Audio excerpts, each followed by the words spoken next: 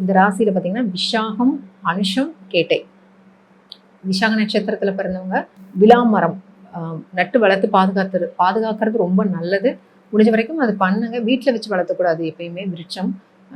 கோவிலில், நந்தவனம், தோட்டம் இந்த மாதிரி இடங்கள்ல வச்சு நமக்கு காடு இருக்குது, அதாவது வயல் இருக்குது அப்படின்னா அங்கே வச்சு நம்ம வளர்த்தலாம். ஒன்றும் பெரிய மைனஸ் கிடையாது. முருகன் வழிபாடு பண்ணுங்க, ரொம்ப நல்லது. அதே மாதிரி பார்த்தீங்கன்னா அனுஷ நட்சத்திரத்தில் பிறந்தவங்க மகாலட்சுமி வழிபாடு, பெருமாள் வழிபாடு பண்ணுறது ரொம்ப நல்லது. எந்த ஒரு விஷயத்துக்குமே வந்து நீங்கள் மகாலட்சுமியை வேண்டுனீங்கன்னா உடனே அந்த விஷயம் வந்து உங்களுக்கு நடந்துடும். அதே மாதிரி தாயாருக்கு வந்துட்டு மல்லிகைப்பூ, தாமரைப்பூ, தாமரைப்பூ எப்பயுமே ஒரு தாமரைப்பூ பிக்சரை நீங்கள் பார்த்துட்டு வர்றதே அனுஷத்துக்கு வந்து அவ்வளோ நல்லது. ஓகேங்களா?